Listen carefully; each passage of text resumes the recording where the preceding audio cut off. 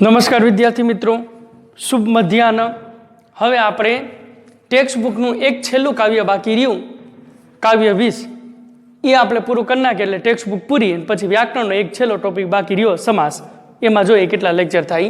પણ અત્યારે આપણે પેજ નંબર 93 ઉપર તમારી ટેક્સ્ટ બુકમાં કાવ્ય 20 તથૈવ તિષ્ઠતિ તેમનું તેમ જ રહે છે, એમાં 6 શ્લોક છે, એ આજે આપણે જોશું. બરોબર.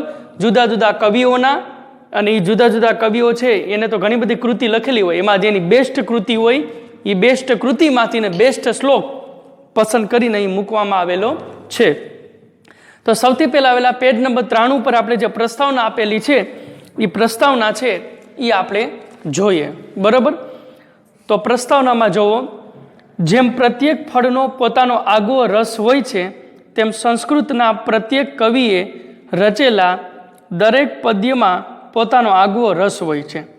છતાં આપણી વ્યક્તિગત રુચિને કારણે અમુક ફળને વધારે પસંદ કરીએ છીએ.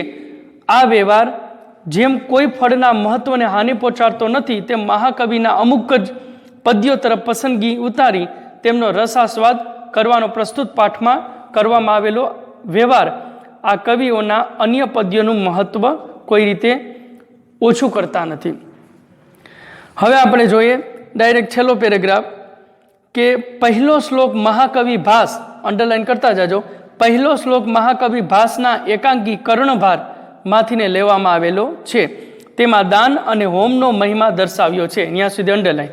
પછી અહીં અંડરલાઈન કરતા જાઓ. બીજો શ્લોક મહાકવિ કાલિદાસના માલવિકાદી મિત્રમાંથીને છે, જેમાં બીજાના દોરવાયા વગર મનુષ્યએ પોતે પોતાની બુદ્ધિથી સારા નરસાનો વિચાર કરી અને કોઈ નિશ્ચય કરવાનું જણાવ્યું છે. ત્રીજો ભવભૂતિના ઉત્તરામ ચરિત્રમાંથી લીધેલો છે. બરોબર. એ ત્રીજા શ્લોકમાં મહાપુરુષના મનની જે રીતે લાક્ષણિકતા વર્ણવેલી છે તે દર્શાવે છે કે દરેક મહાપુરુષનું મન વજ્રથી પણ કઠોર અને પુષ્પથી પણ કોમળ હોય છે.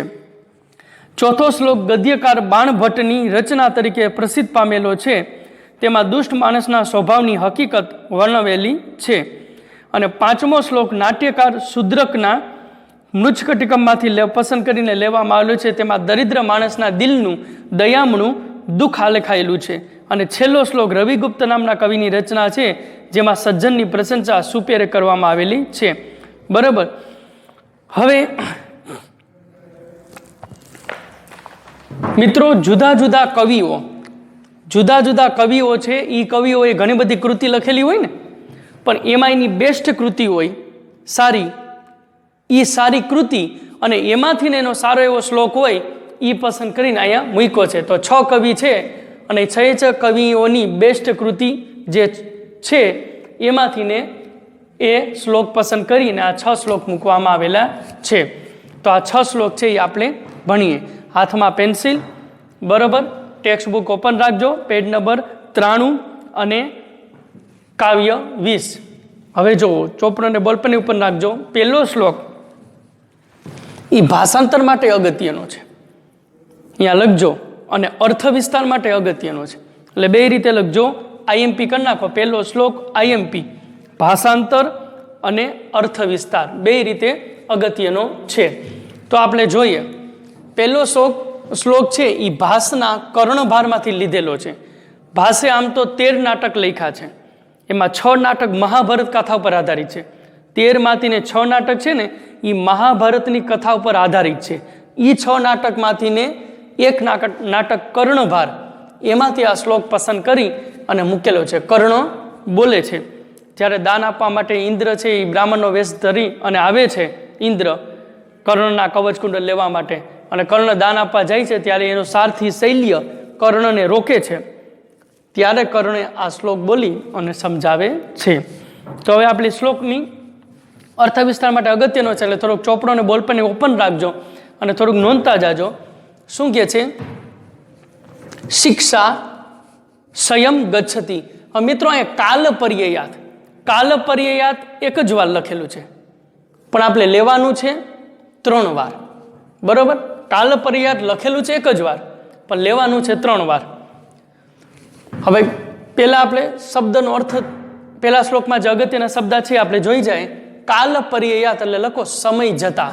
સમય જતા. પછી સુબુદ્ધ મૂલાહ શબ્દાર્થ લખાવી લઈએ આપણે. સુબુદ્ધ મૂલાહ એટલે લખો સારી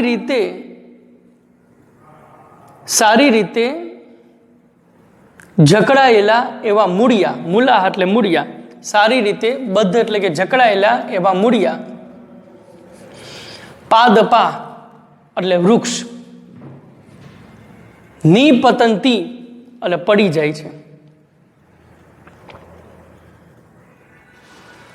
સંયમ એટલે કે નાશ પામવું.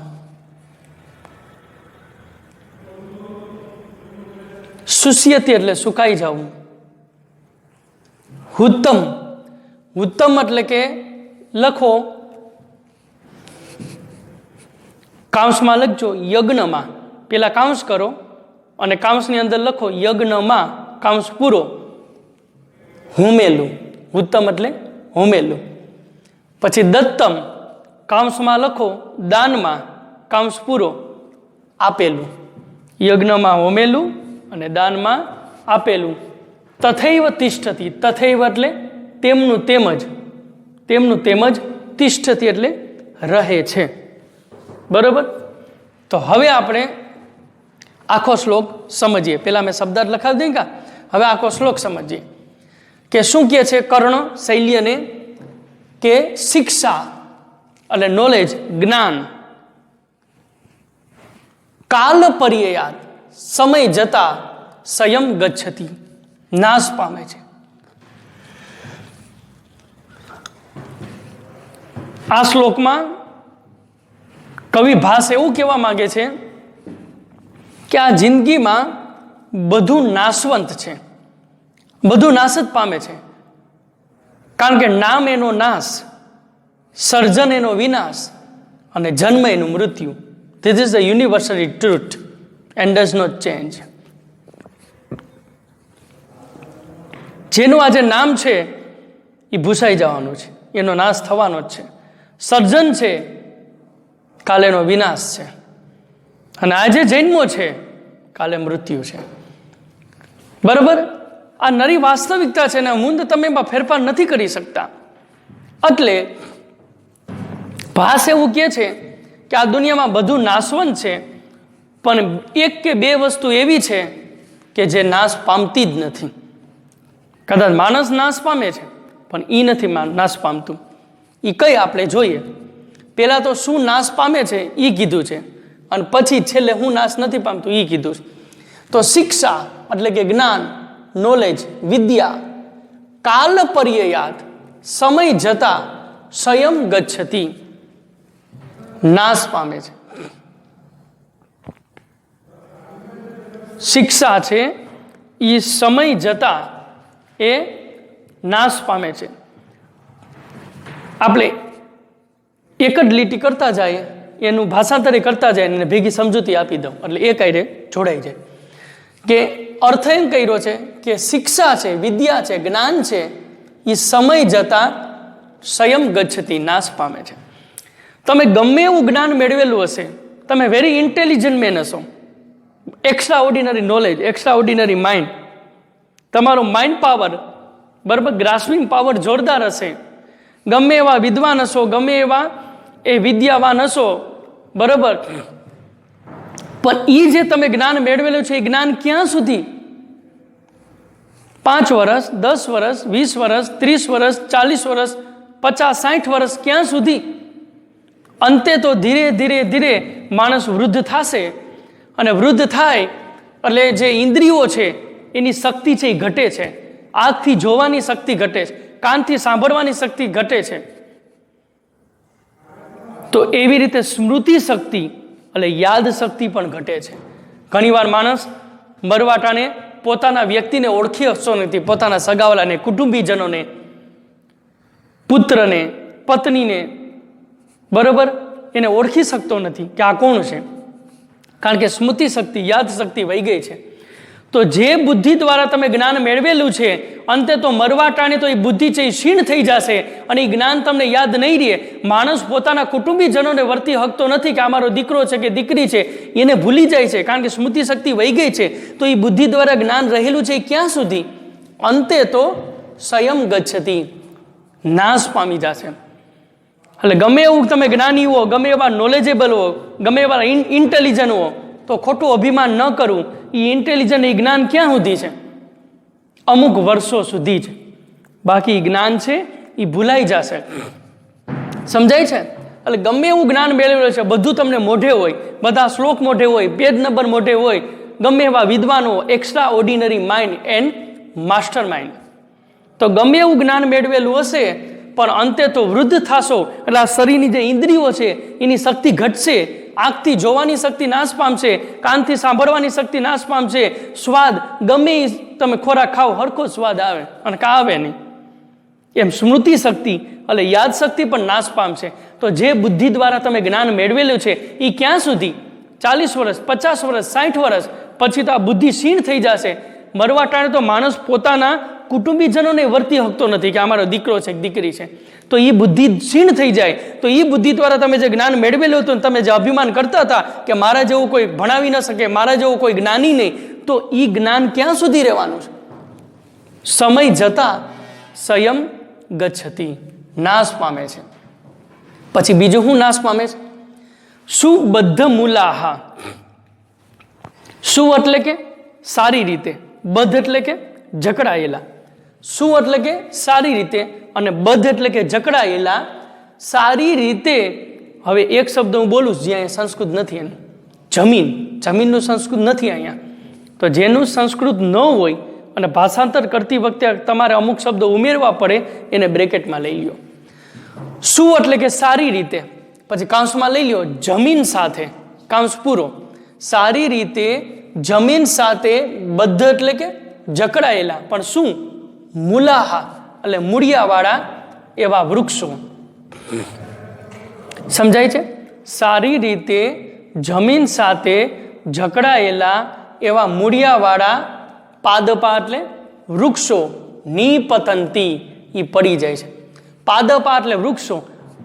મિત્રો, વૃક્ષને પાદપા કેમ કીધું? પાદપા કારણ કે પાદ એટલે કે પગ, પાદ એટલે કે પગ અને પા એટલે કે પીવું. પા પીબ, પીબતી એટલે પીવું, ડ્રિંકિંગ. પાદ એટલે કે પગ અને પા એટલે કે પીવું. જે પગ દ્વારા પાણી પીવે છે, તો વૃક્ષના પગ કોણ થયા? મૂળિયા થયા ને.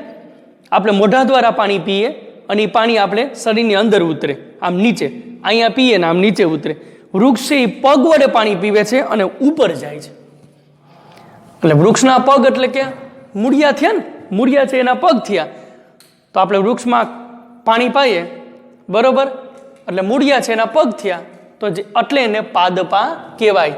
પાદમ પીબતી જલમ ઇતિ પાદપાહા. બરોબર. તો સુબુદ્ધ મૂલાહા. સુ એટલે કે સારી રીતે અને બદ્ધ એટલે કે જકડાયેલા. સારી રીતે જમીન સાથે જકડાયેલા એવા મૂલાહા એટલે મૂળિયાવાળા, પાદપા એટલે વૃક્ષો પણ નિપતંતી નાશ પામે છે. વૃક્ષની એક ખાસિયત છે, વૃક્ષ જેમ મોટું થાય ને, માની લો કે આ વૃક્ષ છે એ સેજ આમ મોટું થયું તો એ અંદર એના મૂળિયા છે ને આમ ચારે તરફ ફેલાયેલા હોય. તો જેવું વૃક્ષ આમ મોટું થાય ને એ મૂળિયા વધારે નીચે થાય. વળી આમ મોટું થયું તો વધારે મૂળિયા નીચે જાય.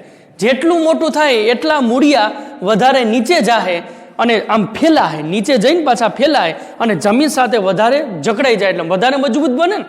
તો તે પડવું ન જોઈએ ને.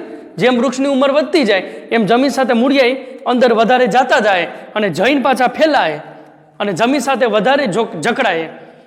પણ ગમે એવા વર્ષો જૂની સારી રીતે જકડાયેલા એવા વૃક્ષો પણ ક્યાં સુધી? 100 વર્ષ, 200 વર્ષ, 300 વર્ષ, અંતે તો નિપતંતી એ પડી જાય છે, ધરાશાયી થઈ જાય છે. ગમે એવું વૃક્ષ હોય ને, આપણે હવે જમીન સાથે એ જેમ મોટું થાય એમ તો જમીન સાથે વધારે મજબૂતાઈથી જકડાય છે, તો પડવું ન જોઈએ ને, પણ પડી જાય છે. જલસ્થાનમ ગત. જલસ્થાનમ ગત એટલે પાણીને રહેવાનું જ્યાં સ્થાન છે, તળાવ કે સરોવર, તો જલસ્થાનમ ગત, એ જે સરોવરનું, જલમ એટલે પાણી, સરોવરનું પાણી છે એ પણ, એક મારી ભૂલ થઈ હો, અહીંયા મેં શું કીધું કે સુબુદ્ધ મૂલાહા, સુ એટલે સારી રીતે, પછી કાંસમાં લઈ લ્યો જમીન સાથે, કાંસ પૂરો, સારી રીતે જમીન સાથે, બદ્ધ એટલે કે જકડાયેલા, મૂલાહા એટલે મૂળિયાવાળા, સારી રીતે જમીન સાથે જકડાયેલા એવા મૂળિયાવાળા, પાદપાહા એટલે વૃક્ષો. હવે આ લઈ લેવાનું છે, એ હું ભૂલી ગયો તો, કાલ પર્યયાત, સમય જતા, અને પછી લઈ લ્યો નિપતંતી, પડી જાય છે. સારી રીતે જમીન સાથે જકડાયેલા એવા મૂળિયાવાળા વૃક્ષો પણ, હવે આ લઈ લ્યો કાલ પર્યયાત, સમય જતા નિપતંતી, પડી જાય છે. કેટલો સમય? 100 વર્ષ, 200 વર્ષ, 300 વર્ષ. જલસ્થાનમ ગત એટલે તળાવ કે સરોવર, એ સરોવરનું, જલમ એટલે પાણી, એ સરોવરનું પાણી પણ, પછી આ લઈ લ્યો કાલ પર્યયાત, સમય જતા શુષ્યતી, સુકાઈ જાય છે. ગમે એવી મિત્રો મોટી કે મહાનદી હોય કે આ કિનારેથી ઓલા કિનારે એનો પાણીનો પ્રવાહ સતત ચાલુ જ હોય, પણ એવી નદી પણ સમય જતા એનું આયુષ્ય 100, 200, 300 અંતે શુષ્યથી, એ નદીનું પાણી પણ અંતે સુકાઈ જાય છે. બરોબર? ટૂંકમાં બધું નાશ પામે છે, કાંઈ કાંઈ રહેતું નથી. જ્ઞાન છે એ પણ આજે તમે ભલે બધું યાદ હોય, પણ ભવિષ્યમાં કાંઈ યાદ નહીં હોય, કારણ કે વૃદ્ધ થઈ ગયા છો, શક્તિ ઘટશે, યાદ શક્તિ. ગમે એવા એ જમીન સાથે જકડાયેલા એવા મૂળિયાવાળા વૃક્ષો હોય, એ પણ સમય જતાં તો ધરાશાયી થઈ જાય છે, પડી જાય છે. ગમે એવું પાણી, મોટી એવી મહાનદી હોય કે એનું પાણી છે આમ ચારે તરફ ફેલાયેલું હોય અને પાણીનો પ્રવાહ ચાલુ જ હોય, એમાં કોઈ દી ખૂટે જ નહીં, એવી મહાનદી પણ સમય જતાં એ સુકાઈ જશે. આ બધું જ જીવનમાં નાશ પામે છે મિત્રો.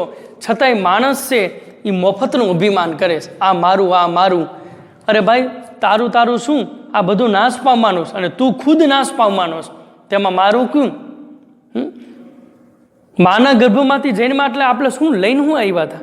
તે આપણે મારું મારું કરીએ. આપણું હતું કોણ? અને લઈને આવ્યા હતા હું? અને જવાના શું છે લઈને? સમજાય છે? છતાંય માણસ સમજતો નથી. કેટલું લાવ્યા હતા અને લઈ જવાના કેટલું, આખરે તો લાકડા અને છાણા, જિંદગીમાં કેટલું કમાણા, જરા સરવાળો માનજો. એટલે બધું જ નાશ પામે છે, પણ બે વસ્તુ ટકી રહે છે. ઉત્તમ ચ દત્તમ ચ તથૈવ તિષ્ઠતિ. ઉત્તમ ચ યજ્ઞમાં હોમેલું અને દત્તમ ચ દાનમાં આપેલું તેમનું તેમ જ રહે છે, ડઝ નોટ ડિસ્ટ્રોય. હવે અર્થ વિસ્તાર તમે કરો તો એનું કારણ તો દર્શાવવું પડે ને, કે યજ્ઞમાં હોમેલું ને દાનમાં આપેલું તેમનું તેમ રહે છે. હું કાને તેમનું તેમ રહે છે? આ બધું તો નાશ પામે છે, તો યજ્ઞમાં હોમેલું એ હું કાને નાશ નથી પામતું? દાનમાં આપેલું હું કાને નાશ નથી પામતું? હું કાને એમનું એમ જ રહે છે? એ સાબિતી તો બતાવવી પડે ને, ખાલી લખી નાખો એમ થોડું કાલે. તો સાબિતી માટે તમે નોંધજો કે પેલા આપણે લઈએ ઉત્તમ ચ, યજ્ઞમાં હોમેલું નાશ નથી પામતું, એ એમનું એમ જ રહે છે. તો શા માટે? એનું કારણ મિત્રો કે પુરાણોમાં એક એવું છે લખેલું છે, અહીંયા હું લખું છું સાઈડમાં. પુરાણ એવું કહે છે કે યજ્ઞો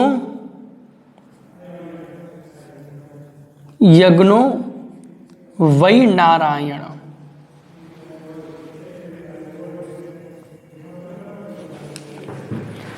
આ ઋગ્વેદમાં એવું કીધેલું છે, યજ્ઞો વૈ નારાયણ, કે યજ્ઞ છે એ સાક્ષાત નારાયણનું સ્વરૂપ છે, એટલે તો આપણે યજ્ઞ નારાયણ બોલીએ છીએ. હવે યજ્ઞમાં હોમેલું એટલા માટે નાશ નથી પામતું કે યજ્ઞ છે એ નારાયણનું સ્વરૂપ છે. તો આપણે યજ્ઞ કરતા હોય, એમાં અગ્નિ પ્રગટાવીએ અને એમાં આહુતિ હોમીએ આપણે, તો એ નારાયણનું સ્વરૂપ છે. તો એ કોણ સ્વીકારે છે? યજ્ઞ છે તો નારાયણ છે, તો સ્વયં ભગવાન સ્વીકારે છે, નારાયણ. તો જે ભગવાન સ્વયં સ્વીકારી નાશ પામે, એટલે એને એમ કીધું કે યજ્ઞમાં હોમેલું નાશ નથી પામતું. અને બીજું કે ઋગ્વેદમાં પુરુષ સૂક્તમાં એવું આવે છે 13 કે 14મો મંત્ર કે મુખાદ અગ્નિ અજાયત. ભગવાન એવું કહે છે કે મારા મુખમાંથી અગ્નિ પ્રગટ થયો. અગ્નિ છે એ મારું મુખ છે. તો જો અગ્નિ છે ભગવાનનું મુખ હોય તો આપણે યજ્ઞ કરીએ એટલે અગ્નિ પ્રગટાવીએ ને, અને પછી અગ્નિમાં આપણે હોમીએ છીએ. તો અગ્નિ તો ભગવાનનું મુખ છે, તો એ આહુતિ ક્યાં ગઈ? ભગવાનના મુખમાં. તો સ્વયં ભગવાન સ્વીકારતા હોય તો એ નાશ પામે. એટલે આ બે વસ્તુ, બે કારણ દર્શાવવાના. એક તો ઋગ્વેદમાં એમ કીધું છે યજ્ઞો વૈ નારાયણ, યજ્ઞ છે નારાયણ છે. અને બીજું એવું કીધું છે ઋગ્વેદમાં કે મુખાદ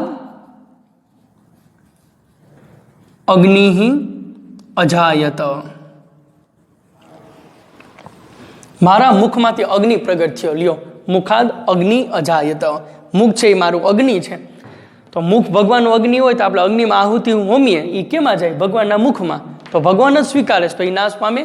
એટલે એને એમ કીધું કે યજ્ઞમાં હોમેલું નાશ પામતું નથી. હવે બીજું લઈએ, દત્તમ ચ, દાનમાં આપેલું નાશ નથી પામતું, એમનું એમ જ રહે છે.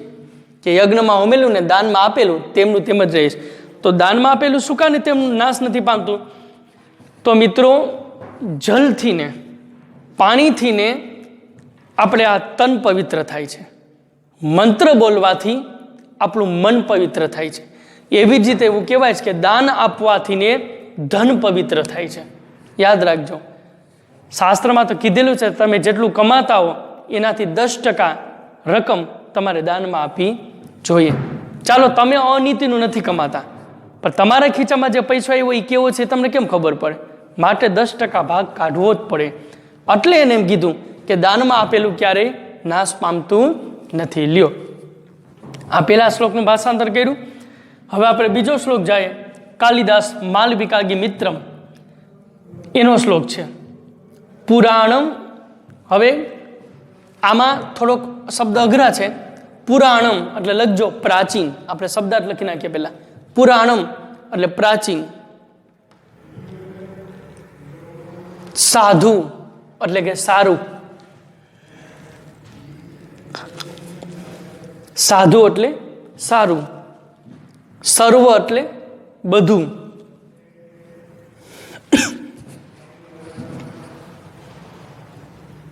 નવમ એટલે કે નવું,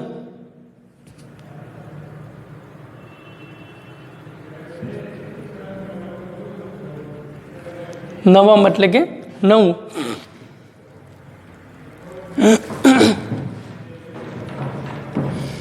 હવે અહીંયા જુઓ, વદ્યમ. વદ્યમ એટલે કે નિંદા કરી શકાય તેવું, અને અવદ્યમ એટલે નિંદા ન કરી શકાય તેવું. એટલે અહીં અછૂટો પાડો, લખો અવદ્યમ એટલે નિંદા, યમાંથી અછૂટો પડશે. અવદ્યમ એટલે નિંદા ન કરી શકાય તેવું. યમાંથી અછૂટો પડશે, નિંદા ન કરી શકાય તેવું. સંત એટલે સજ્જન, સજ્જન માણસ.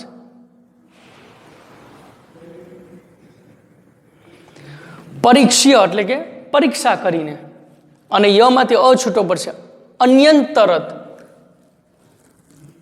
અન્યંતર એટલે કે લખો ત્યાર પછી, અન્યંતર એટલે ત્યાર પછી. ભજનતે એટલે સેવન કરવું, ભજે છે અથવા તો સેવે છે. પછી મૂઢ, મૂઢ એટલે કે લખો મૂર્ખ માણસ.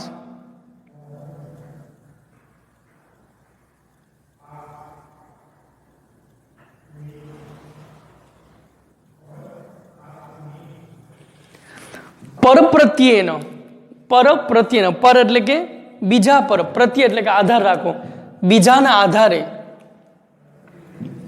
પરપ્રત્યેન બુદ્ધિ, બીજાના આધારે બુદ્ધિ દોડાવે છે.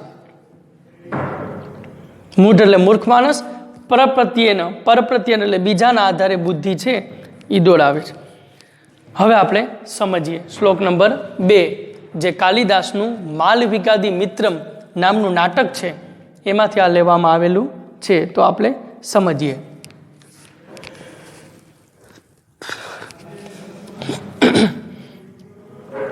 કાલિદાસે અહીં જૂની એક પ્રણાલી છે, જે જૂની મેન્ટાલિટી છે એનો વિરોધ કર્યો છે કાલિદાસે. કે જૂની જે મેન્ટાલિટી છે એ ખોટી છે એવું નથી. ઓલ્ડ ઇઝ ગોલ્ડ, જૂનું છે એ સારું જ હોય, પણ બધું જ જૂનું સારું છે એવું માની લેવાની જરૂર નથી. યાદ રાખજો, એવું એમ કાલિદાસ કહે. પુરાણમ इति एव संधि छूटी पड़शे पुराणम इति एव पुराणम इति एव सर्वम न साधु पुराणम એટલે જૂનું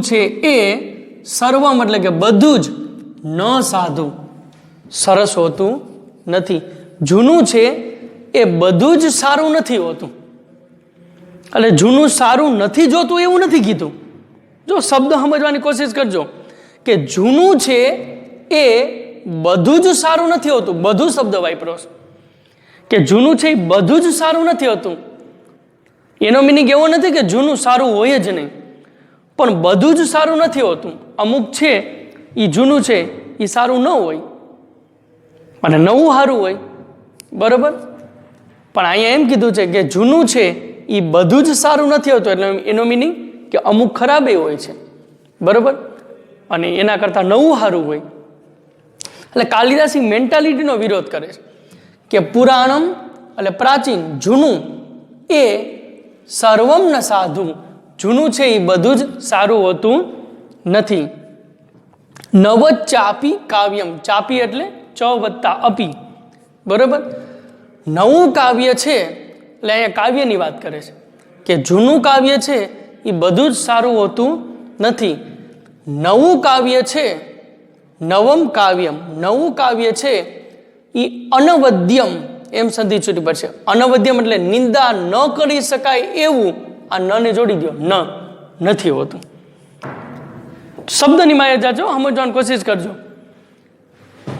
કે ચ એટલે કે અને અપી એટલે કે પણ અને પણ નવમ કાવ્યમ નવું કાવ્ય છે એ નવું કાવ્ય છે અનવદ્યમ ન નિંદા ન કરી શકાય એવું નથી હોતું એનો મિનિંગ નિંદા કરી શકાય એવું હોય છે અને જૂનું છે એ બધું જ સારું નથી હોતું એનો મિનિંગ અમુક ખરાબ હોય છે તો એનો મિનિંગ એવું નથી કે નવું જ સારું હોય નવું જ સારું હોય એમ જ કાઢ નાખો નવું છે એ સારું હોય અને ન પણ હોય અને જૂનું છે એ બધું જ સારું નથી હોતું નવું કાવ્ય છે એ નિંદા ન કરી શકાય એવું નથી હોતું નવું કાવ્ય છે એ નિંદા ન કરી શકાય એવું નથી હોતું બરાબર તો મિત્રો ઘણીવાર શું થાય કે આપણા મગજમાં ઓલી મેન્ટાલિટી બેસી ગઈ હોય કે ભાઈ જૂનું એ સારું જ હોય ઓલ્ડ ઇઝ ગોલ્ડ એમાં ઘટે જ નહીં હા એ સાચી વાત છે ઓલ્ડ ઇઝ ગોલ્ડ એને કોઈ પૂગે જ નહીં જૂનું છે એ આપણે કહીએ જૂનું છે એ જૂનું છે એ સોનું છે પણ બધું જ જૂનું છે એ સારું હોય એવું જરૂરી નથી પછી બીજું એમ કીધું કે નવું છે એ સારું જ હોય એવું ન માની લેવું કારણ કે નવું છે એ ઘણીવાર સારું ન પણ હોય તો આ સારું છે આ ખરાબ છે એ કેમ ખબર પડે સંત સજ્જન માણસ છે સંત એટલે સંત અથવા તો સજ્જન માણસ છે એ પરીક્ષ્ય એટલે પરીક્ષા કરીને સજ્જન માણસ પરીક્ષા કરી અને અન્યંતરણ ત્યાર પછી ભજન તે એટલે એનું સેવન કરે છે સજ્જન માણસની સામે નવું છે કાવ્ય અને જૂનું છે પણ સજ્જન માણસ છે એ બેયની પરીક્ષા કરશે જૂનું ને નવું બુદ્ધિ વાપરશે બરાબર એ કોઈના દોરાવા નહીં જઈ જાય સજ્જન માણસ છે એને કોઈ એમ કહે કે ભાઈ આ જૂનું કાવ્ય છે બહુ સારું છે જૂનું હોય એમાં કંઈ ઘટે જ નહીં ઓલ્ડ ઇઝ ગોલ્ડ આ તું લઈ લે એ ના નહીં પાડે હા પાડશે પછી કોઈ બીજો મિત્ર એમ કહે કે ભાઈ જૂનું નહીં નવું લઈ લે નવું બહુ સારું છે નવું કાવ્ય છે ને એ સારું છે તો એને ના નહીં પાડે હા પાડશે પછી સજ્જન માણસે પોતાની બુદ્ધિ વાપરશે એ જૂનું કાવ્ય જોહે વાંચશે અને નવું કાવ્ય જોહે ને વાંચશે એમાંથી જે વધારે સારું હોય છે પરીક્ષા કરી અને ત્યાર પછી ભજન તે એટલે એનું સેવન કરશે એટલે એને સ્વીકારશે વધારે સારું હોય છે એને સ્વીકારશે ઓછું સારું હોય છે એને જવા દેશે પણ એ સજ્જન કરે એની પાસે બુદ્ધિ હોય આ તો મૂઢ છે મૂર્ખ માણસ એની પાસે બુદ્ધિ ક્યાંથી હોય એટલે મૂર્ખ માણસ શું કરશે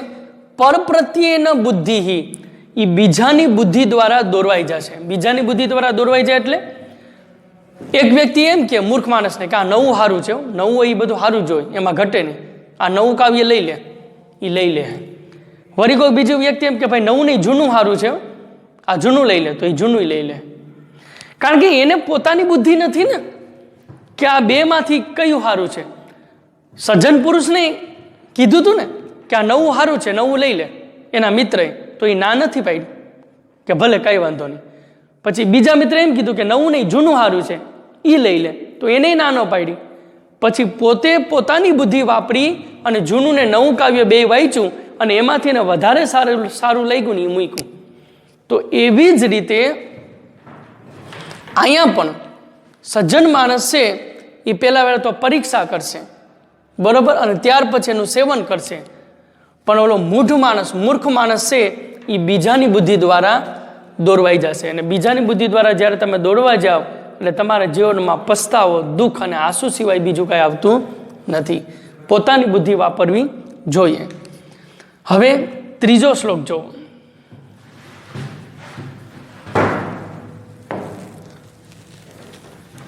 કોઈ પણ માણસ બીજાની બુદ્ધિ દ્વારા દોરવાઈ જાય ને ત્યારે એનું પતન જ થાય છે, એનું નાશ જ થાય છે. પોતાની સ્વતંત્ર બુદ્ધિ તો હોવી જોઈએ ને. શ્લોક નંબર 3, વજ્રાદ અપી કઠોરાણી મૃદુની કુસુમાદ અપી લોકોત્તરાણામ ચેતાંસી કોનું વિજ્ઞાતુમ અર્હતિ. બરોબર, સજ્જન પુરુષનું લક્ષણ બતાવ્યું છે. એના હૃદયનું વર્ણન છે કે એનું હૃદય કેવું હોય, ક્યારેક કોમળ હોય અને ક્યારેક તો પથ્થરની જેમ કઠોર હોય. તો સજ્જન પુરુષના હૃદયનું અહીં વર્ણન છે. જે ભવભૂતિ નામના કવિ થઈ ગયા અને એને ઉત્તર રામચરિત્ર નામે એક મહાકાવ્ય લખ્યું, બરાબર. The great love story Ram and the great tragedy love story Ram and Sita, બરાબર, ઇન ઉત્તર રામચરિત્ર રિટન બાય ભવભૂતિ. એટલે ભવભૂતિએ ઉત્તર રામચરિત્રમાં સંત પુરુષના હૃદયનું વર્ણન કહ્યું છે કે સંત પુરુષ કેવો હોય, સજ્જન કેવો હોય, બરોબર. તો એનું હૃદય કેવું હોય, ક્યારેક વજ્રાદ અપી કઠોરાણી, વજ્ર કરતા પણ કઠોર. વજ્ર એટલે મિત્રો એક ઇન્દ્રનું શસ્ત્ર છે. બધાય શસ્ત્ર છે ને મજબૂત હોય, પણ દુશ્મન સામે તમે યુદ્ધ કરતા હો અને તમામ પ્રકારના શસ્ત્ર તમે વાપરી લીધા હોય, પણ છતાંય ઓલો દુશ્મન મરતો નથી અને જો મારવો જોઈએ દુશ્મનને તો છેલ્લે તમારે વજ્રનો ઉપયોગ કરવો પડે. કારણ કે વજ્ર એવું કઠોર શસ્ત્ર છે ને કે વજ્રનો ઉપયોગ કરો એટલે સમજી લો ટિકિટ કપાઈ જ ગઈ, એ મરી જ ગયો. એ ઇન્દ્રનું શસ્ત્ર છે. દધીચી ઋષિના હાડકામાંથીને અશ્વિની કુમારોએ એ વજ્ર બનાવ્યું હતું. દધીચી ઋષિ હતા, એના હાડકામાંથીને અશ્વિની કુમારોએ એ વજ્ર બનાવ્યું હતું. અને એ વજ્રથીને ઇન્દ્રએ વૃત્રાસુર નામનો દૈત્ય હતો એનું પેટ ચીર્યું અને 365 દિવસ પછી એટલે 1 વર્ષ પછી બહાર આવ્યો. વિચાર કરો તો વૃત્રાસુર હશે કેવડો. એટલે એ દૈત્ય હતો, રાક્ષસ હતો. અને ઇન્દ્રનું શસ્ત્ર છે વજ્ર. એટલે વજ્ર છે ને બહુ સખ્ત હોય છે, કઠોર. તમામ પ્રકારના શસ્ત્રનો ઉપયોગ કરવો, દુશ્મન મરતો નથી ત્યારે છેલ્લે તમારે વજ્રનો પ્રયોગ કરવો પડે, કારણ કે એ અતિશય કઠોર હોય. એટલે એને એમ કીધું કે ક્યારેક સંત પુરુષો છે, સંત એટલે કે સજ્જન, સંત, સાધુ સંત, જેને આપણે ગુરુ તરીકે માનતા હોય કે ટૂંકમાં એવા બધા જે મહાઋષિઓ છે, બરોબર, એ જે સંત લોકોનું ક્યારેક હૃદય છે એ વજ્રાદ અપી કઠોરાની, ક્યારેક વજ્ર કરતાં પણ કઠોર બની જાય. અને ક્યારેક એનું હૃદય કેવું થઈ જાય, ઉપમા કેવી આપી સુંદર, કુસુમાદ અપી મૃદુની. કુસુમ એટલે ફૂલ અને મૃદુની એટલે કોમળ. ક્યારેક ફૂલ કરતાં પણ કોમળ થઈ જાય. તાજું ઉગેલું ગુલાબ હોય કે કમળ હોય અને એની પાંખડી છે હજી તાજી જ હોય, એ તાજી પાંખડી હોય ને એને તમે જરાક વધારે હાથ અડાડો તો એ ખરી જાય.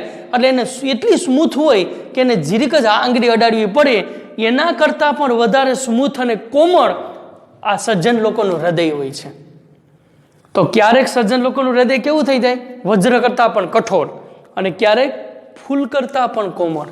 કુસુમ એટલે ફૂલ. ઘણીવાર જો અમુક એ સાધુ પુરુષો છે, સજ્જન છે, એ ઘણીવાર એનું હૃદય એટલું બધું કઠોર હોય, ઘણીવાર આપણા પર એવા ખીજાઈ જાય ને કે આપને શંકા થાય કે આને સાધુ કહેવાય, આ તો જો, પણ એ આપણા હિત માટે ખીજાતા હોય.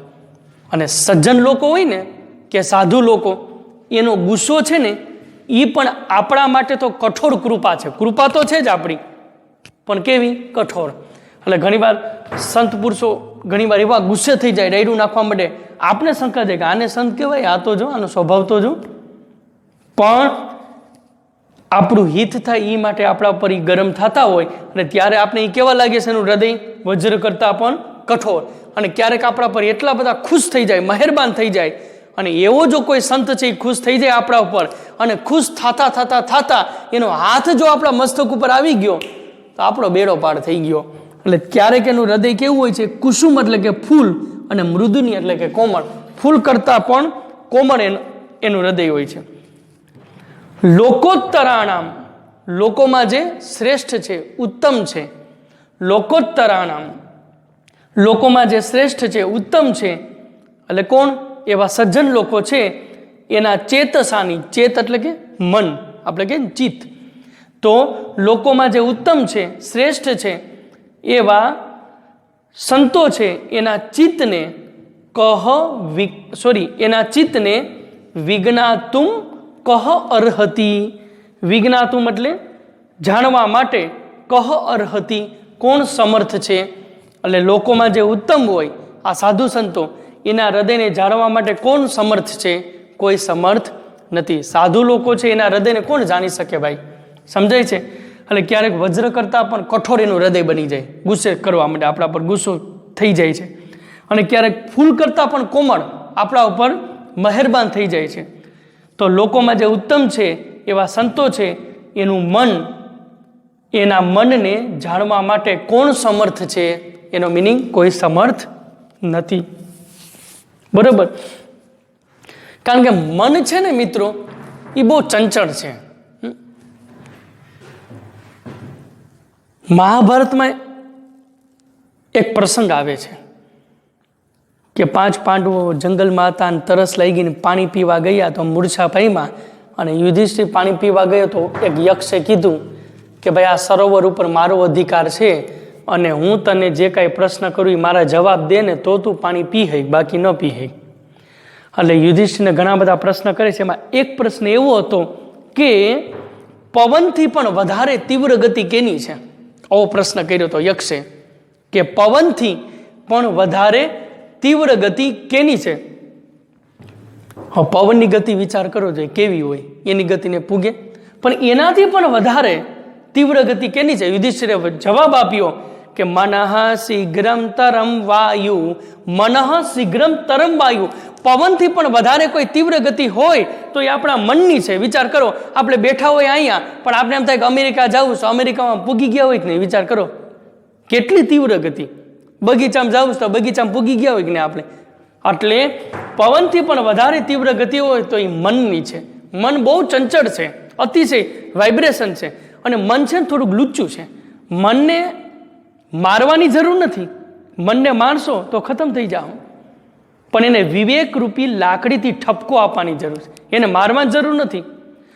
ખરાબ રસ્તે મન જાતું હોય તો એને વાળવાની જરૂર છે. હાઉ ટુ ડાયવર્ટ, ડાયવર્ટ એટલે વાળવું, એને વાળવાની જરૂર છે સારા એવા રસ્તે. બાકી આ તો લૂચું જ છે, એને જેમ તમે કહો ને એનાથી ઊંધું કરે. સમજો, એકાંતમાં બેસજો, એકાંતમાં બેસીને તમારા મને વાત કરજો કે આજે તારે ખરાબ વિચાર નથી કરવાના, ડબલ આવશે. કોઈ દી નહીં હોય એવાય આવશે. તમે જોજો, આ મન બહુ ચંચળ છે. એટલે તો ગીતામાં ભગવાને કીધું છે, અર્જુન કહે છે કે આ મન ચંચળ છે.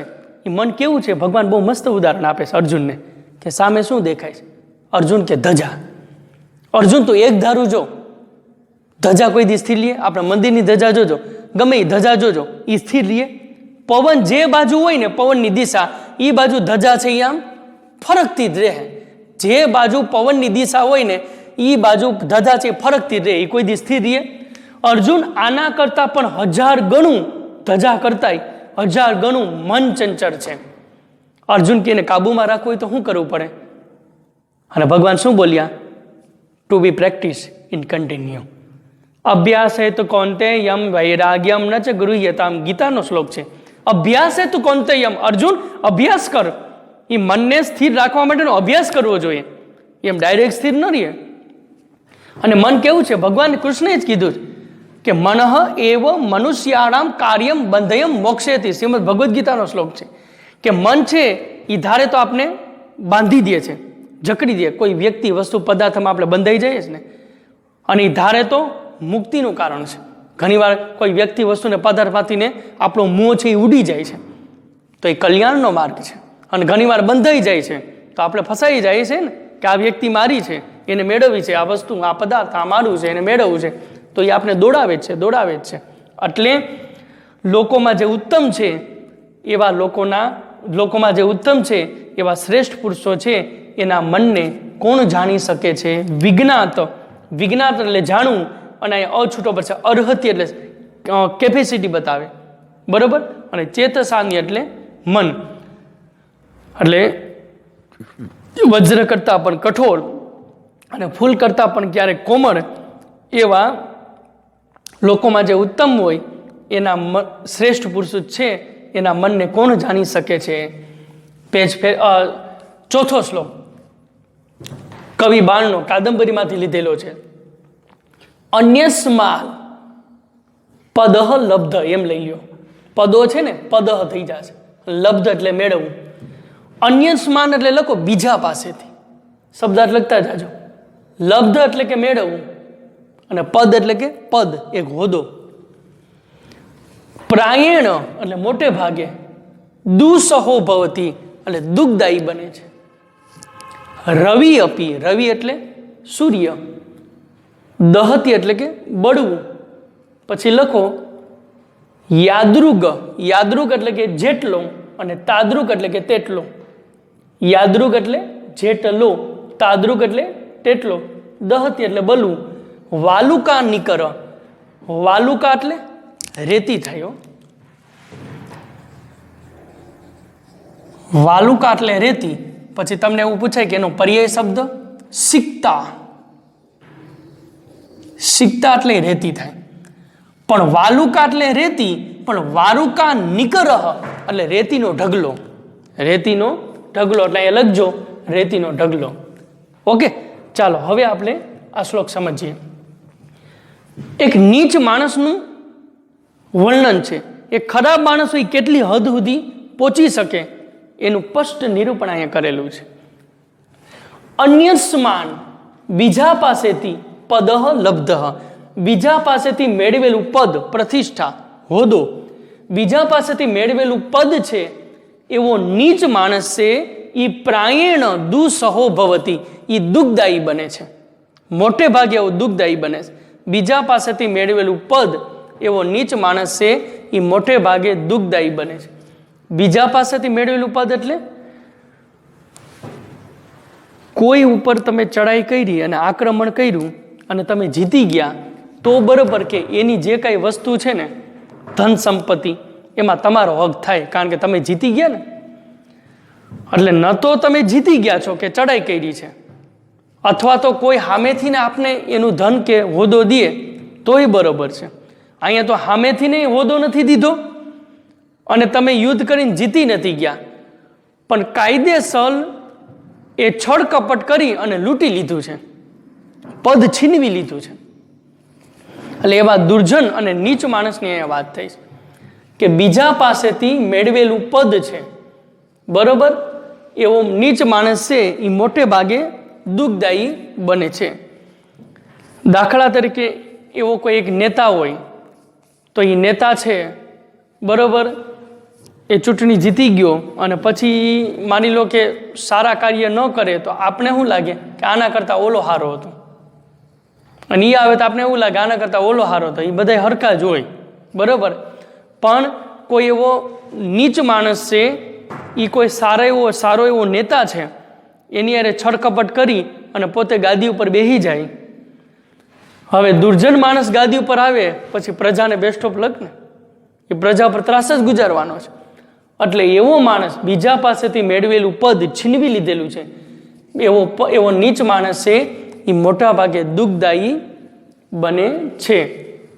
કઈ રીતે દુઃખદાયી બને છે એ ઉદાહરણ આપ્યું છે બીજી લીટીમાં. રવિ અપી, સૂર્ય પણ અહીં લઈ લો, યાદૃગ એટલે જેટલો, ન દહતી બળતો નથી. સૂર્ય પણ યાદૃગ એટલે જેટલો ન દહતી બળતો નથી, તાદૃગ તેટલો વાલુકા નિકર દહતી તેટલો રેતીનો ઢગલો બળે છે. સૂર્ય પણ એટલો દજાડતો નથી કે બળતો નથી, એટલો રેતીનો ઢગલો બળે છે. સમજ્યા કે ન સમજ્યા? અહીંયા એક સિદ્ધાંત રજૂ કર્યો છે, વૈજ્ઞાનિક સિદ્ધાંત. એ આપણે સમજવાની જરૂર છે કે એણે શું કીધું કે સૂર્ય પણ એટલો બધો બળતો નથી જેટલો રેતીનો ઢગલો બળે છે. તો નો ડાઉટ કે તમે ઉનાળાનો સમય હોય, 45-46 ડિગ્રી તાપમાન હોય અને ભયંકર તાપમાનમાં ઉનાળામાં આપણે ક્યાંક બહાર જવું હોય ને તોય આપણે વિચાર કરીએ, બરાબર, નથી જતા. હવે એ એવા તાપમાનમાં ઉનાળામાં તમે રોડ ઉપર કે ઊભા રહેજો અને અતિશય તડકો લાગશે, બરાબર, તો એ તડકો કેવો બની જાય? અસહ્ય. એટલે નો ડાઉટ તમે સૂર્યની સામે ઉનાળામાં ઊભા રહ્યો તો એ તકલીફ તો પડવાની જ છે, એ સૂર્ય દજાડશે એટલે તકલીફ તો પડશે જ. પરંતુ એ સૂર્ય એટલો બધો નહીં બળતો હોય જેટલો સૂર્યના સંપર્કમાં આવતી વસ્તુ બળે છે. કે ન સમજાતું? સૂર્ય બળે જ છે, નો ડાઉટ. સૂર્યમાં સામે એક ધાર ઊભા રહ્યો તો આપણે તકલીફ થવાની જ છે, પણ એ સૂર્ય એટલો બધો બળતો નથી જેટલી એના સંપર્કમાં જે વસ્તુ આવે છે ને એ વધારે બળે છે. દાખલા તરીકે ડામર, તો સૂર્યના તાપથી ને ડામર તપ્યો છે ને તો સૂર્ય સહ્ય છે, હજી સહન કરી શકાય, પણ 46-47 ડિગ્રી તાપમાન હોય અને ખરા ઉનાળે અને ખરા બપોરે ખુલ્લા પગે ડામરમાં હાલજો, હું તકલીફ થાય એ જોજો, ફોડલા પડી જશે પગમાં, બરોબર. તો એ ડામર છે એ સૂર્યના માધ્યમથી જ તપ્યો છે, છતાંય સૂર્ય સહ્ય છે અને ડામર છે એ અસહ્ય છે, બરોબર. તો અહીંયા રેતીના ઢગલાની વાત થઈ કે રેતીના ઢગલો છે એ સૂર્યના માધ્યમથી તો તપ્યો છે, છતાંય સૂર્ય સહ્ય છે પણ રેતીનો ઢગલો એ અસહ્ય છે. એટલે અહીંયા એક સિદ્ધાંત રજૂ કર્યો છે કે એક વસ્તુના સંપર્કમાં બીજી વસ્તુ આવે, બરોબર, જોજો, એક વસ્તુના સંપર્કમાં આ બીજી વસ્તુ આવે, એક વસ્તુના સંપર્કમાં બીજી વસ્તુ આવે અને બીજી વસ્તુ છે, આ બીજી વસ્તુ છે એ પેલી વસ્તુના ગુણધર્મ ધારણ કરી લે છે. આ બીજી વસ્તુ છે એ પેલી વસ્તુના ગુણધર્મ ધારણ કરી લે છે, એટલે હજી પેલી સહ્ય હોય છે પણ બીજી અસહ્ય હોય છે, કારણ કે બીજી એ પેલીના ગુણધર્મ ધારણ કરી લીધા. તો અહીંયા ડામર છે એને સૂર્યના ગુણધર્મ ધારણ કરી દીધા એટલે એ વધારે તપે છે, બરોબર. એટલે અહીંયા કીધું કે સૂર્ય પણ એટલો બળતો નથી જેટલો રેતીનો ઢગલો બળે છે. આમ નીચ માણસના સંપર્કમાં તમે આવો તો નીચ માણસ એ દુઃખદાયી જ છે, પણ એ નીચ માણસ છે એના સંપર્કમાં બીજો કોઈ આવે એ વધારે દુઃખદાયી છે. અહીં અર્થ એવો થાય. પેજ ફેરવી નાખો 94 ઉપર શ્લોક નંબર 5. તો 94 ઉપર આપણે જોઈએ શ્લોક નંબર 5. એ શુદ્રક નામના કવિ છે જેને સુંદર મજાનું એક નાટક લખેલું છે મૃચ્છકટિકમ, બરોબર. એ મૃચ્છકટિકમમાંથી લેવામાં આવેલું છે કે સુખમ હિ દુઃખમ અનુભૂય શોભતે, સુખમ હિ દુઃખમ અનુભૂય શોભતે ધનાંધકારે ઈવ દીપદર્શન સુખાતુ યો યાતિ નરો દરિદ્રતાના ધૃત શરીરેણ મૃતમ સ જીવતી. સુંદર મજાનો શ્લોક છે.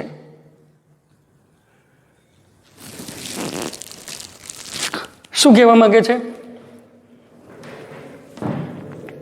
સજ્જન માણસનું વર્ણન કરેલું છે કે ઈ માણસ જ્યારે ધનવાન હોય અને ધનવાન હોયા પછી એ ગરીબ બની જાય ત્યારે એનું કેવું પરિસ્થિતિ ખરાબ હોય છે, લાચારી કેવી હોય છે, એનું સુંદર વર્ણન કરેલું છે કે સુખમ હિ દુઃખમ અનુભૂય શોભતે. શું કે છે? સુખ અને દુઃખ એ અનુભૂય શોભતે, એ અનુભવીને શોભે છે. સુખ અને દુઃખ છે એ અનુભવીને શોભે છે. અનુભવીને શોભે છે એટલો મિનિંગ કે વધારે ઇન્સ્પિરિયન્ટ હોય, વધારે અનુભવ હોય એને સારું લાગે સુખ ને દુઃખ, એવું નહીં. પણ જે અનુભવી માણસો છે જીવનમાં એને ઘણા બધા સુખ દુઃખો જોયા છે એ બીજા નંબરમાં, કે સુખ જેને અનુભવ્યું છે એના જ મોઢે એ હસી છે એ સારી લાગે. દુઃખ જેને અનુભવ્યું છે અને એ રડે તો એ વાસ્તવિક રડવું કહેવાય અને એ સારું લાગે. તમે રડવાની કોપી કરો ત્યારે તમે કેવા લાગો, અને જ્યારે ઓચિંતું એ આપણા આંખમાંથી આંસુ આવી જાય એ ઓરિજિનાલિટી થઈ. સમજાય છે? ડુપ્લિકેટ એ ડુપ્લિકેટ, ઓરિજિનલ એ ઓરિજિનલ. એટલે કે સુખ અને દુઃખ ખરેખર અનુભવીને શોભે છે. બરોબર? એનો અર્થ એવો થાય કે દાખલા તરીકે પેલા આપણે એના શબ્દાર્થ લખી જઈએ. ધનાંધકાર એટલે લખો ઘોર એવા અંધારામાં. ધનાંધકાર એટલે ઘોર એવા અંધારામાં.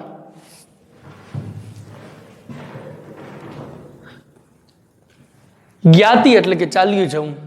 યાતિ એટલે ચાલ્યું જવું. દરિદ્રતા એટલે ગરીબ, ગરીબાઈ.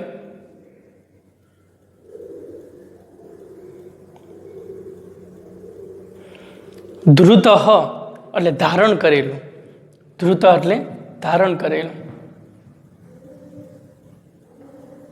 નર એટલે કે પુરુષ, માણસ.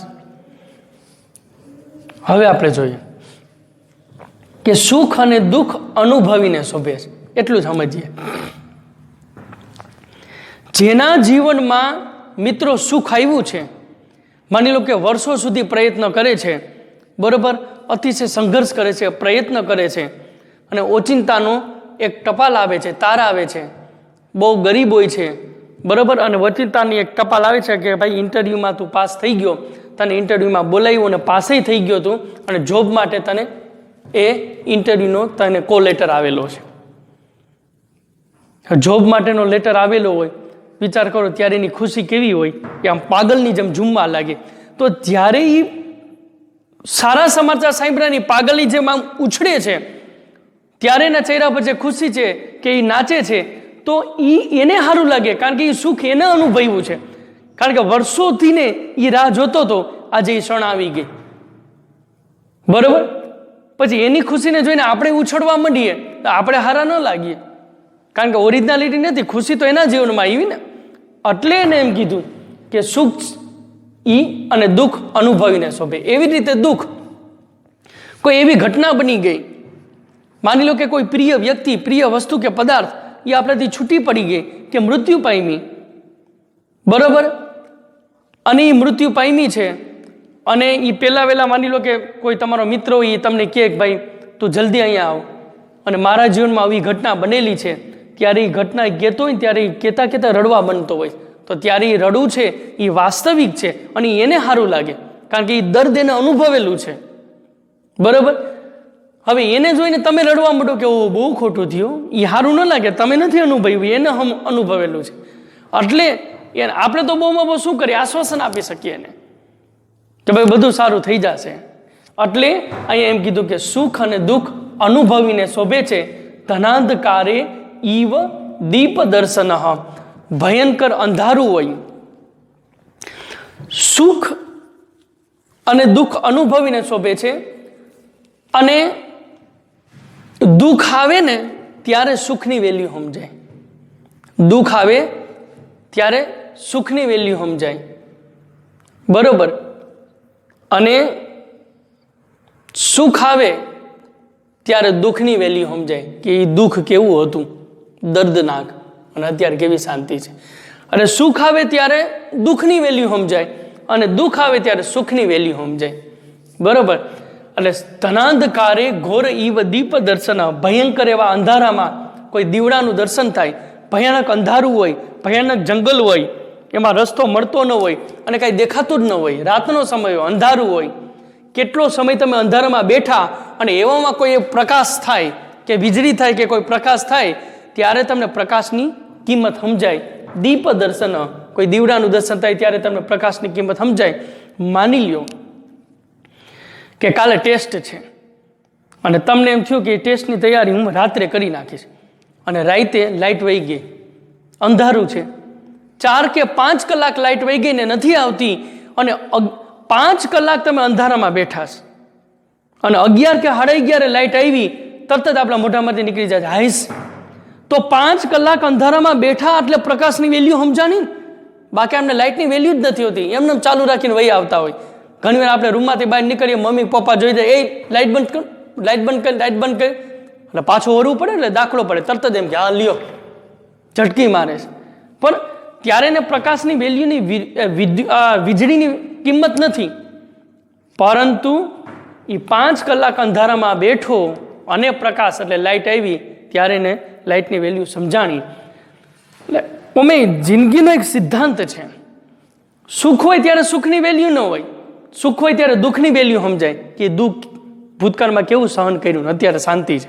અને દુઃખ હોય ત્યારે સુખની વેલ્યુ સમજાય કે પહેલા કેવી મોજ હતી અને અત્યારે તો જો. જિંદગીનો એક સિદ્ધાંત છે, કોઈ વ્યક્તિ, વસ્તુ કે પદાર્થ જ્યારે આપણી સમીપ હોય છે, આપણી બાજુમાં હોય છે, આપણી સાથે હોય છે, ત્યારે એ વ્યક્તિ કેવો છે, ઘણીવાર કોહિનૂર હોય છે, હીરા જેવો હોય છે, પણ હીરાની કિંમત આપણે નથી થતી. પણ જ્યારે એ વ્યક્તિ, વસ્તુ, પદાર્થ આપણાથી અલગ પડી જાય છે, અલગ પડ્યા પછી આપણે એવા લોકો સાથે અનુભવ થાય છે, એટલે કરવો અનુભવ થાય છે, ત્યારે આપણે એ વેલ્યુ એ વ્યક્તિની સમજાય છે. બરોબર? એટલે સુખ અને દુઃખ અનુભવીને શોભે છે. ભયંકર અંધારામાં કોઈ દીવડાનું દર્શન હોય, એટલે અંધારામાં દીવડાનું દર્શન થાય ત્યારે એની કેપેસિટી એ સમજાય. સુખો તો યાતી, સુખ ચાલ્યું જાય છે ત્યારે નરો દરિદ્રતા નામ, એવો માણસ એ બીકમ ધ પૂર, એ ગરીબ બની જાય છે. અને ગરીબ બની ગયા પછી એની હાલત કેવી હોય છે? શરીરેણ ધૃત, ધૃત એટલે લખો ધારણ કરવું, શરીર ધારણ કરતો હોવા છતાં મૃત સજીવતી, મરેલાની માફક જીવતો હોય છે. હે, સુખ જ્યારે વહી જાય ને માણસ ગરીબ બની જાય ત્યારે શરીર ધારણ કરતો હોવા છતાં એ મરેલાની માફક જીવતો હોય છે. 6થો શ્લોક. સુજનો ન યાતિ વૈરમ પરહિત નિરતો, વિનાશ કાલે અપી છેદન અપી ચંદન તરુ સુખમ સુરભયતી મુખમ કુંઠારસ્ય. સુજનો એટલે લખો સજ્જન. બરોબર? પરહિત નિરતો એટલે લખો આખે આખું બીજાના હિતમાં લાગેલો. સુરભયતી એટલે લખો સુગંધીદાર, અને કુંઠારસ એટલે કુહાડી, છેદન એટલે કે કાપવું, ચંદન તરુ, તરુ એટલે કે ડાળી. હવે જોવો, શરૂઆત અહીંથી કરો કે પરહિત નિરતો, બીજાના હિતમાં, નિરતો એટલે લાગેલો. આ શ્રીમદ ભગવદ્ ગીતાનો શબ્દ છે. સજ્જનની વ્યાખ્યા આપેલી છે ભગવાને કે સજ્જન કેને કહેવાય? કે પરહિતે રતઃ, બીજાના હિતમાં જે લાગેલો હોય ને એને સજ્જન કહેવાય. તો પરહિત નિરતઃ, બીજાના હિતમાં જે લાગેલો છે એવો સુજનો, એવો સજ્જન માણસ, વિનાશ કાલે અપી, મરતી ટાણે પણ, બીજાના હિતમાં લાગેલો એવો સજ્જન માણસ મરતી ટાણે પણ વૈરમ, અહીં લઈ લો, ન યાતિ, ત્યારે કોઈ સાથે વેરભાવથી બંધાતો નથી. બીજાના હિતમાં લાગેલો સજ્જન માણસ છે ને, એ મરતી ટાણે પણ કોઈથી દુશ્મનાવાટથી બંધાતો નથી. એને કોઈ દુશ્મન હોય જ નહીં. બીજા લોકો એને દુશ્મન સમજતા હોય તો વાત જુદી છે, એ કોઈ ન દુશ્મન સમજે. યુધિષ્ઠિરનો કોઈ શત્રુ જ નથી, પણ દુર્યોધન યુધિષ્ઠિરને શત્રુ સમજે તેમાં યુધિષ્ઠિર શું કરે? એટલે તો યુધિષ્ઠિરનું એક નામ છે અજાત શત્રુ. અજાત શત્રુ એટલે જેને કોઈ શત્રુ જ નથી. બરોબર? બધા મિત્ર જ છે. તો સજ્જન માણસ છે એ મરવા ટાણે પણ કોઈ સાથે વેરભાવથી જોડાતો નથી. વિચાર કરો, કોઈ વ્યક્તિ એનું ખરાબ કર્યું હોય, ખરાબ ઈચ્છવું હોય, તોય સજ્જન માણસ એનું ખરાબ ન ઈચ્છે. હમણાં ભગવાન પાસે પ્રાર્થના કરે કે આનામાં અકલ નથી એટલે મને હેરાન કરે છે ને, આને થોડીક અકલ આપ ને, એટલે મને શાંતિ ને ગામને શાંતિ. અને એ જે માણસ, જે સજ્જન માણસનું જેને ખરાબ કર્યું છે, બરોબર, જ્યારે એ દુર્જન માણસ છે એ આપત્તિમાં આવે અને ત્યારે એના હગાવાલા પર એને વિશ્વાસ હોય ને, ત્યારે કોઈ હગાવાલા મદદ ન કરે અને ઓલો સજ્જન માણસ મદદ કરે, ત્યારે એને નીચું મોઢું જવા જેવું થાય કે આને મેં હેરાન કરવામાં કાંઈ બાકી નથી રાખ્યું, અને આ જે મારે જરૂર છે તો મારા પોતાના લોકો મને મદદ નથી કરતા અને આ દોડતો આવ્યો. This is the genius man. આને પ્રામાણિકતા કહેવાય. એટલે બીજાના હિતમાં લાગેલો એવો સજ્જન માણસ છે એ મરવા ટાળે પણ ક્યારેય કોઈ સાથે વેરભાવથી જોડાતો નથી.